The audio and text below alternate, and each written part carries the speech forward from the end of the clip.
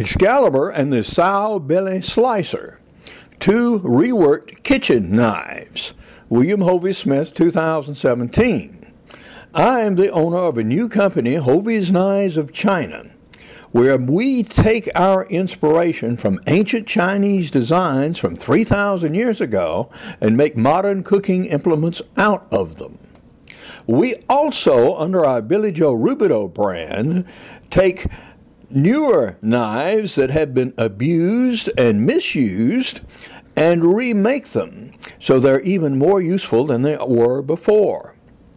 In this instance, I take you through a day in our shop where we rebuild Excalibur, who is a utility knife that was very, very much abused, also a sow belly slicer, a hunting knife made by Frost, and we actually make it even better, and attach a tripod base to a GoPro-type camera. This is Hovey Smith, the Backyard Sportsman, and we're in our knife shop today, and we're in the midst of completing an order of 6 of our knives. This is our medium-sized chopper, if you've not seen one. Actually sort of in progress. Right now we're fixing the grips. But what I want to talk to you about is this sow belly slicer. Now, this is an interesting knife. It's one of several I picked up very inexpensively, and I'm going to modify it for use for a small-handed chef. Now I'm going to have to regrind this blade, and the problem is the blade is so flimsy. My knives are meant to last. They're made out of much thicker steel. Yeah, I can handle these by hand on a grinder without having going flop, flop, flop, flop, flop, flop, flop. So what do you do in such circumstances? If you must grind a very thin blade, you have to back it, hence this lath. So we're going to fix the lath to the blade, and then shape the lath, and then grind the blade against it. That's the only way you can do a precision grind without putting it in a metal jig of some sort, and that's only really worthwhile if you're going to do hundreds of them. I'm not going to do 100 of these knives. I may do 5 in a lifetime of this exact pattern, but I'll certainly never do enough to justify making a hard steel jig to hold the work. I have our knife clamped to our support lath here, and we're going to put it inside the cabinet grinder, and then I'm going to proceed to remove this wood to actually profile the blade to this shape. Now these clamps are going to help me hold it whilst I have it on the grinder here, but when I put it on the sander, these clamps are much too big, because I'm going to have to get very close to the blade edge indeed with the sanding sheet, much too close to allow for these clamps. The grinder ate away at this soft pine pretty quickly, and only once did we even touch the blade, so all that went well. I have freshly dressed our little glue spatula here, and so we're going to apply as uniform a coat as I can get on our material. This glue is a little globby,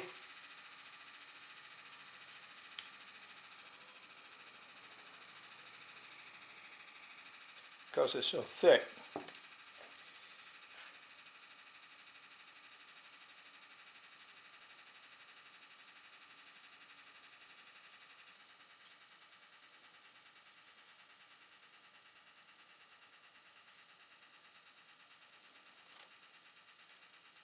This can be removed. Okay, that looks good. Fix the blade.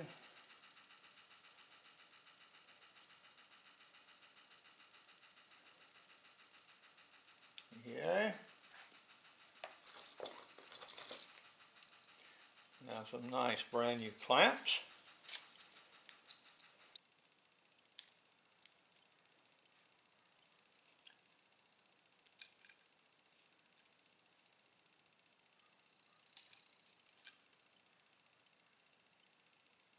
Good, good, good. All right. Now,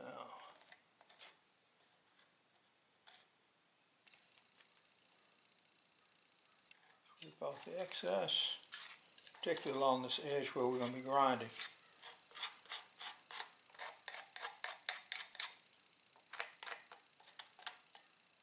All right. Now, let that set for a while, and that will be good. You probably have several jobs on the way, setting whilst what you were just working on is gluing up. And that's certainly true here. For example, we have this little camera. It's a Vivitar. It's like the familiar GoPro, and it is made to mount on a bicycle helmet or on handlebars. Well, I don't wear bicycle helmets very often, and I currently don't have anything with handlebars except my riding lawnmower. So, if I'm going to use this, I need to adapt it to a tripod. Yeah! So, what we have done is we have glued a base to the helmet mount.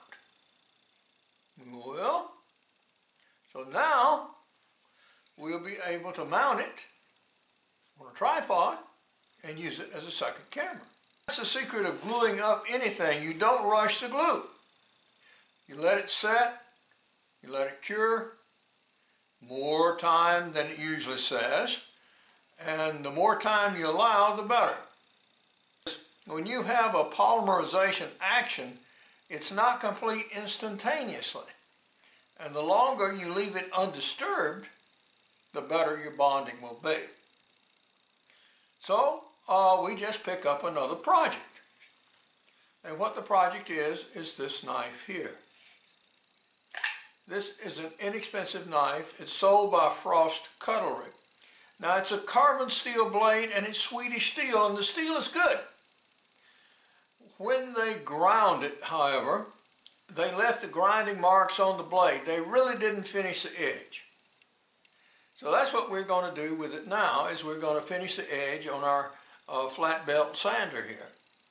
And that way the knife will be much easier to use, easier to keep clean, and actually cut better. We've gotten rid of the grind marks and have gotten a razor sharp blade. However, it needs to be stropped. It's feathered. The steel is not as hard, for example, as it is on our knife blades that we make for Hovey's Knives of China. It's not hardened quite to that extent. In fact, if I had a knife that turned out like this, in my shop I would reject it as the steel being too soft. But this is what they sell. It's a good blade. It will work. It can be sharpened. And this thing will clean a whale of a lot of game. I have flipped a belt over. I'm going to use it to get these carbon feathers off the edge here.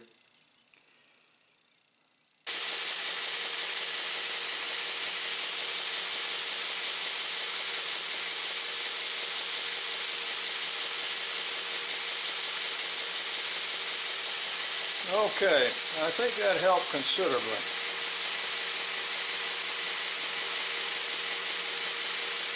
That's getting about where I want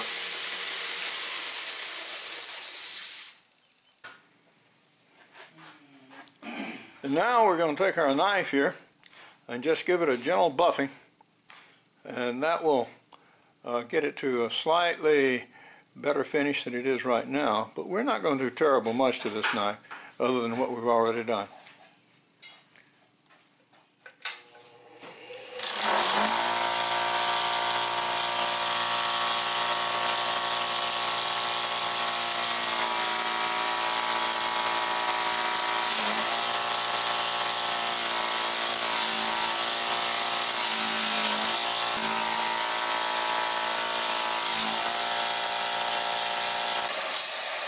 result is not a super bright finish, but that is actually brighter than it was. And so we've improved both the appearance and the cutting characteristics of the knife. That knife will cut. With this particular blade, we're going to do two things. We're going to reduce the size of the handle to fit a very small lady chef. And this blade has been so tortured that we're going to have to remove a lot of it. So we're going to reprofile the blade to more or less that contour here. I may be able to work it quickly on the grinder. This steel is so thin. We'll just have to see how it reacts. And also the handle material. I may have to reduce the speed of the grinder. This handle material may want to melt and gum up the grinder very badly. So we'll just try it and see what happens. Okay. It's actually a hollow casting. Okay, we'll just grind the whole stuff off and we'll put new scales on it. That'll solve that problem altogether. I'm now starting to reprofile the knife blade with this grinder. It does not take very much.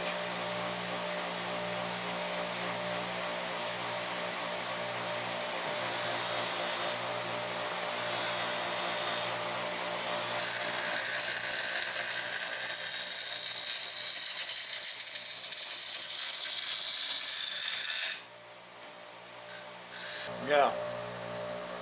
Now looking quite a bit different than it did. We've got most of the real bad, terrible looking places out of it. So I'm going to let this cool and then reduce this handle material down to the metal. For the small profile knife I'm going to be making, I'm going to go ahead and reduce the handle length to about here and round it, and also make it more nearly straight line from there. This will still leave two attachment holes here for the pins, which are more than sufficient to hold the work, and profile to a point right here. There are some deep scratches in the blade right there, and the choice is either to take the blade and reprofile it to eliminate those, go all the way up to here, or attempt to take care of these in the buffing process. I want to do the handle first and see how that looks before I finish the rest of the blade. Well, the knife is telling us what it needs to be.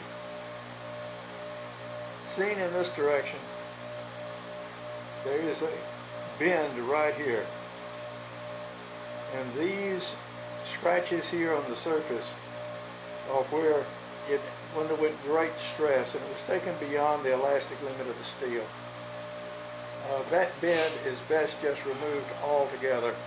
So the profile of the blade, actually the point is going to start about here, and we'll reduce the thickness of the blade accordingly.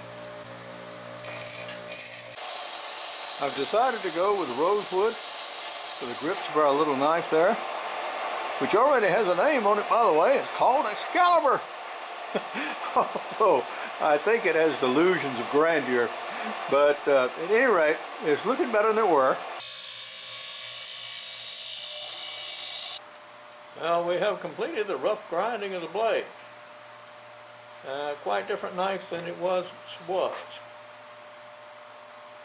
So now we're going to work on the handle material and the edge, but we'll use a different tool to do it. The pinholes here in Excalibur are vastly different diameters. Now that I have the knife scales cut, drilled, and pinned, I'm going to go ahead and finish up these butt scales here that face actually the blade, and that way we can make sure that we get them finished even and to the same degree.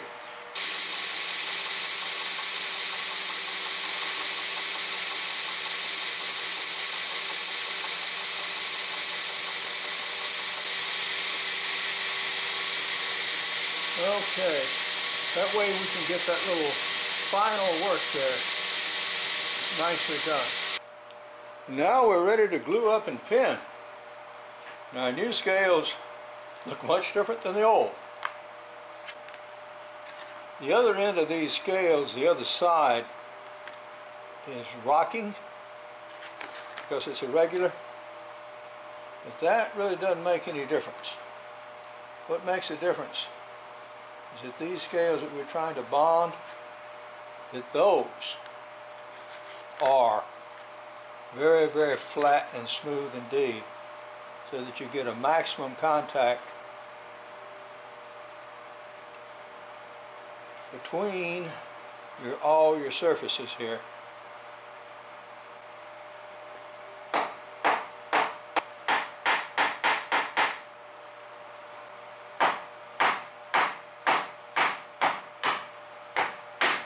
Aha, got it.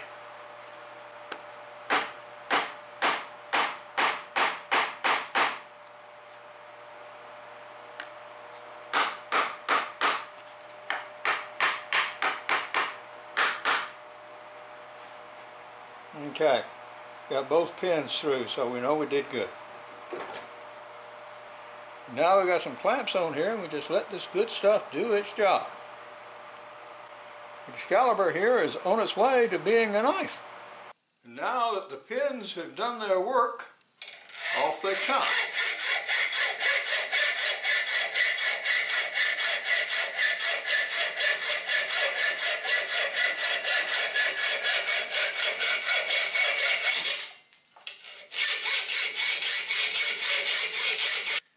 We have a lot of excess wood right here at the end, so we're going to put this on the bandsaw and just cut this back end off just to save the time from having to grind it away.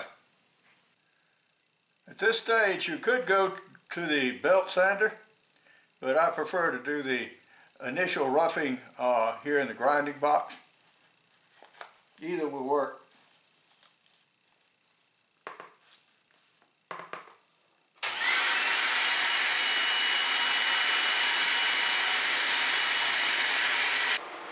We now have the handle rough shaped on the grinder, and we're ready to put it on the sander.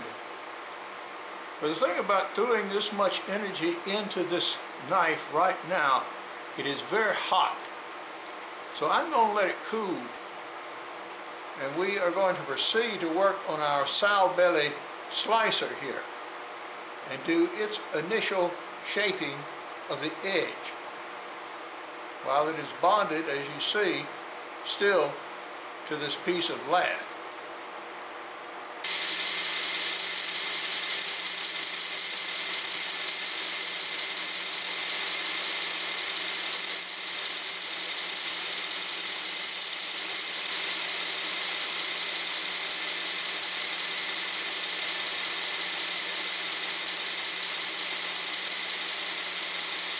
Okay, that's all it took. The edge is now ground. You could have never done that if I hadn't had it on this solid backing. So now we can remove the wood.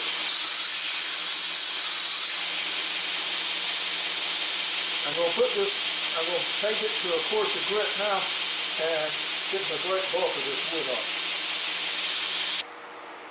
Grinding on this wood generated enough heat to weaken the glue bond to the point I was able to take my knife here and run it alongside the blade and just peel the wood off the blade. Yeah, a little glue is left here, but this can easily be removed. Again, I'm going to do the initial wood removal in the cabinet grinder. I have a little more cosmetic stuff to do with our two knives that we've been working with today, but we are basically done. Excalibur here now has an edge, a new grip, and is much shortened. You remember it was a knife about this long, and the grip was a very large grip, came down to here. Whereas our sow belly slicer here now has a polished blade and a shortened grip. Now both of these knives are being made for a cook who has very small hands. Hence, the grip size on here has been reduced. Now, what remains to be done here is I need to put the finished sanding and coating on these grips. They're very nearly there, but not quite. I have one little touch-up to do on the blade here. Maybe one more pass on the buffing wheel to get a little blemish there out of the blade, and of course to refinish the grip. But otherwise, yeah, we're fairly well done. Now, what do these knives cost? Well, they don't cost as much as our custom knives because I had the material to start with. These knives are priced at $150 each. So after I finish with them, that's how I'll price these rebuilt knives. But they're now perfectly usable, in much better looking shape than they were, certainly, and actually will function better than they did when they were new. It's been a long day at the shop today, from before dawn till after dark, with a little break to go to town. But now, this is Hovey Smith, reminding you to hunt what you eat and eat what you hunt. Be legal, be ethical, be safe, goodbye, God bless, and see you next time. Here is a now officially registered U.S. trademark of our Hovey's Knives of China. Some of our knives on a red background. And I also talk about knives in all of my outdoor books. And these include backyard deer hunting, crossbow hunting, and extreme muzzleloading. Knowing the working characteristics of the material and adhesives allow a craftsman to produce things with relatively simple tools that would otherwise not be possible. Now, there is real satisfaction in taking these old knives and making them useful again. For more information on Hovey's Knives of China, you can go to the blog below. For more information on my books, blogs, and more than 600 videos, go to www.hoveysmith.com. Good hunting and good eating from the outdoors. Goodbye, and God bless.